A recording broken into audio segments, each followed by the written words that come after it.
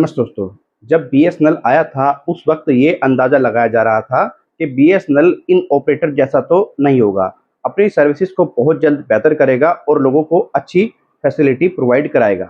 लेकिन बीएसएनएल ऐसा अब तक कुछ नहीं कर पाया है। बीएसएनएल एक माइंड गेम और शुरू कर चुका है जनता के सामने। आप इस बात से भली-भांति परिचित हैं, बीएसएनएल अपने नेटवर्क को तो बेहतर नहीं कर पाया लेकिन रिचार्ज जो है वो काफ़ी अफोर्डेबल प्रोवाइड करा रहा है। जिन क्षेत्रों में बीएसएनएल के नेटवर्क अच्छे हैं, जिन क्षेत्रों में बीएसएनएल की सर्विस एकदम बेटर बेस्ट मिल रही है, तो उनके लिए तो ये रिचार्ज जो है वो बहुत ज़्यादा यूज़फुल है। लेकिन जिन क्षेत्रों में बीएसएनएल के नेटवर्क नहीं है, बीएसएनएल की सर्विस प्रॉपर नहीं है, उनके लिए बीएसएनएल के रिचार्ज महँगे हों या सस्ते हों, उन्हें कोई फ़र्क नहीं पड़ता क्योंकि वो बीएसएनएल की सर्विसेज़ का इस्तेमाल भी नहीं करते होंगे। बीएसएनएल का अभी एक रिचार्ज प्लान आता है ₹225 का। इसमें आपको 2.5 जीबी डेटा पर डे मिलता है और इसमें आपको 100 मैसेज मिलते हैं और लोकल एसटीडी जो भी कॉलिंग होती है वो अनलिमिटेड इस प्लान में दी जाती है। इसकी जो वैधता है अब तक आती थी 30 दिन, लेकिन अब बीएसएनएल ने इसकी वैधता को घटा करके 28 दिन कर दिया है। आप कहेंगे इसमें क्या बड़ी बात है, सिर्फ 2 ही दिन तो घटाया है।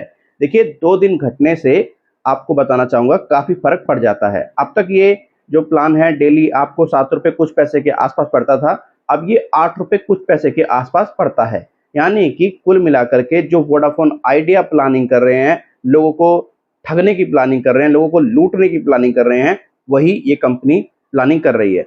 देखिए रिचार्ज बढ़े उसमें कोई दिक्कत नहीं है, लेकिन कम से कम सर्विस तो बेटर प्रोवाइड कराओ, कम से कम नेटवर्क तो बेटर प्रोवाइड कराओ और इन कंपनियों को तो ऐसा करना चाहिए जिन क्षेत्रों में सर्विस नहीं दे पा रहे हैं, कस्टमर को नेटवर्क नहीं मिल पा रहा है, कस्टमर डेटा यूज़ नहीं कर पा रहा है, तो भैया सीधी-सी बात है, कस्टमर को वो डेटा या तो आगे बढ़ा दो या फिर कस्टमर को उसका पैसा रिफंड कर दो। लेकिन ये कंपनी पूरी तरह से लूटने पर ध्यान देती हैं, जितना मेरे द्वारा नोटिस किया गया है।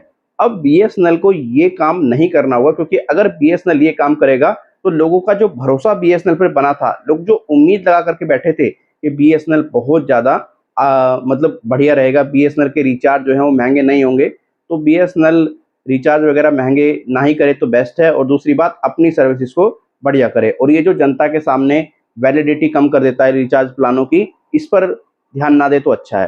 पहले सर्विस बेहतर करे, बाद में जो अपना एआरपीओ है, जो है रेट वगैरह बढ़ाने का सोचे। वैसे अब भी अफोर्डेबल ही है और मोबाइल कंपनीज़ के मुकाबले, लेकिन क्या फ़ायदा उस अफोर्डेबिलिटी का जब भई मतलब सर्विस ही ना मिले। बाकी आपके क्षेत्र में बीएसएनएल की सर्विस कैसी है, आप कमेंट सेक्शन में ज़रूर बताएँ। आप इस वीडियो को कहाँ से देख रहे हैं, कहाँ पर नेटवर्क अच्छा है, हमें ये पता लगे, कहाँ पर अच्छा नहीं है, तो इसलिए अपने एरिया का नाम ज़रूर लिखें। बीएसएनएल की ये जो चालाकी है, आप इस पर क्या कहते हैं, अपनी राय कमेंट सेक्शन में ज़रूर दें। वैलिडिटी वाली जो चालाकी बीएसएनएल कर रहा है।